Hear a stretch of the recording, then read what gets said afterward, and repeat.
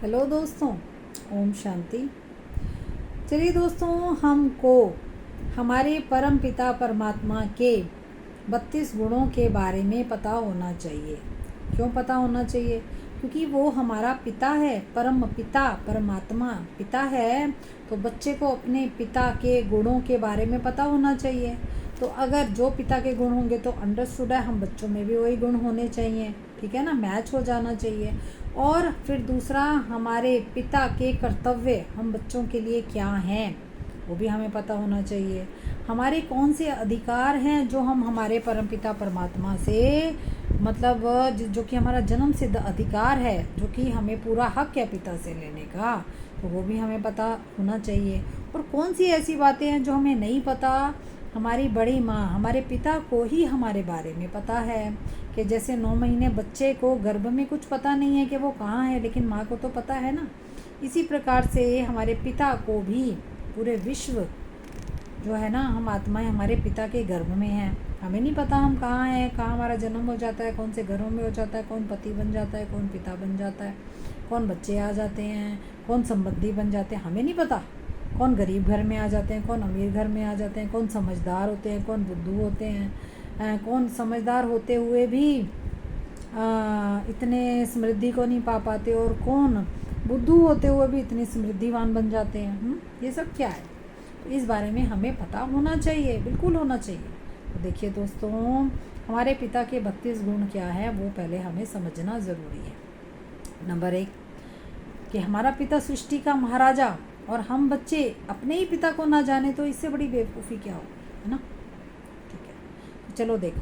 Number 1, हमारे पिता मुक्ति और जीवन मुक्ति के दाता हैं। मतलब हम आत्माओं को जो नीचे आ गई हैं ना और दुखों में फंस गई हैं, तो इसलिए उनको मुक्त करना और उनको सुख भरी सतयुगी दुनिया में भी भेजना, यानी जीवन, इसी जीवन में उन्हें अभी से ही मुक्त कर देना, इजी कर देना।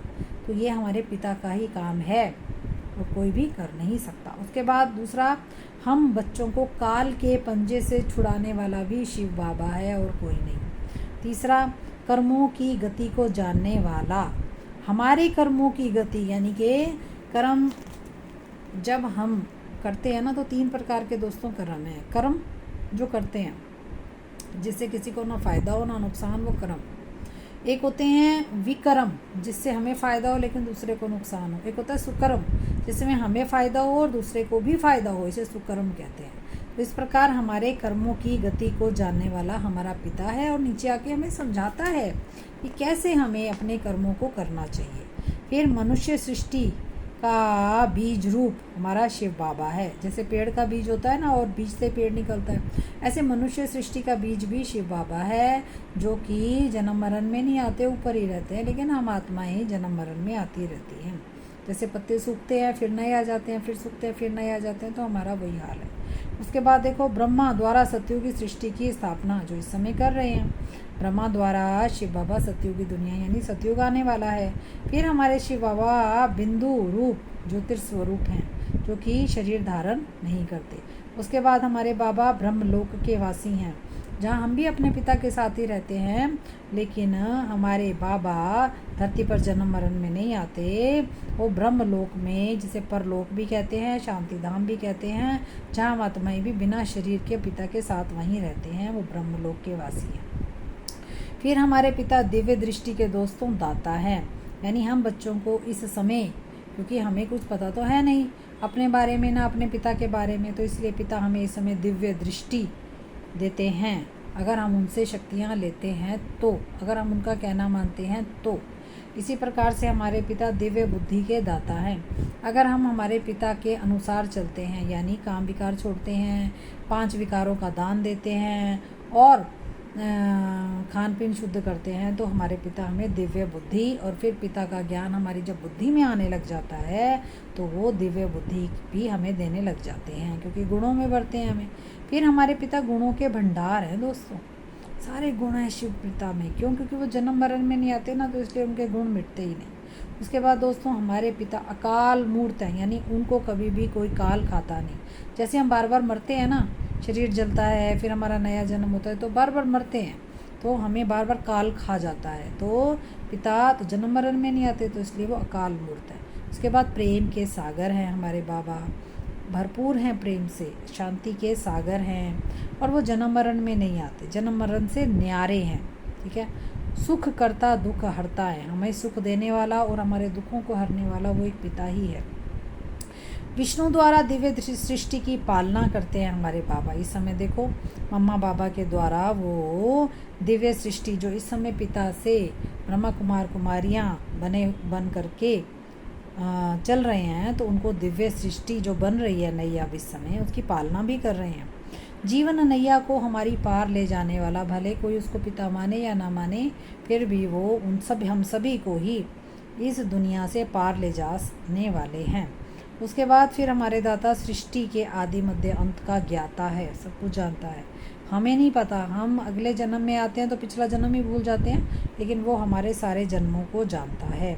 उसके बाद फिर हमारे बाबा शंकर द्वारा आसुरी दुनिया का विनाश भी करवाते हैं, जो इस समय देखो वैश्विक युद्ध खड़ा हुआ है किनारे पे। उसके बाद सुख दुख से हमारे बाबा न्यारे हैं, उनको सुख दुख से कोई फ़र्क नहीं पड़ता, ना वो सुख में बड़े खुश हैं ना वो दुख में बड़े दुखी भी हैं। बाबा नॉर्मल स्टेबल बने रहते हैं। उसके बाद यानी साक्षी बने रहते हैं। फिर हमारे बाबा आनंद के सागर हैं, हमेशा आनंद में रहते हैं, शांति के सागर हैं और शांति के दाता भी हैं। हम बच्चों को शांति पिता के पास ही है जो देते हैं। फिर हमारा पिता निराकार ज्योतिर्बिंदु है ना, उनका कोई आकार नहीं। हमारा तो शरीर में आने के कारण आकार बन जाता है, जैसे मनुष्य का, जैसे मेल का फीमेल का आकार बन जाता है ना शरीर का, लेकिन वो उनका कोई आकार नहीं बनता, वो बिंदी डॉटी बने रहते हैं। फिर हमारे पिता पतित पावन हैं, यानी हम पतितों को पावन करने वाला। उसके बाद हमारे दाता बाबा जो है ना ज्ञान के सागर हैं। बाबा हमारे सबके सुख करता दुख हरता है हमारे बाबा। फिर हमारे बाबा ब्रह्मा विष्णु शंकर के भी रचयिता हमारे शिव बाबा हैं। तो सूक्ष्म वतन में पहले इन तीनों को रचते हैं। फिर बाबा हमें पत्थर बुद्धि, पूरी सृष्टि इस समय दोस्तों देखो पत्थर बुद्धि है, तो हम पत्थर बुद्धि वालों को पारस बुद्धि बनाते हैं अपनी शक्तियाँ दे करके। फिर हमारे बाबा नर से नारायण बनाने वाला भी वही है। हमें अवगुणों को ख़त्म करके हमें नर से नारायण यानी दिव्य गुणों से भर के नारायण बना देते हैं।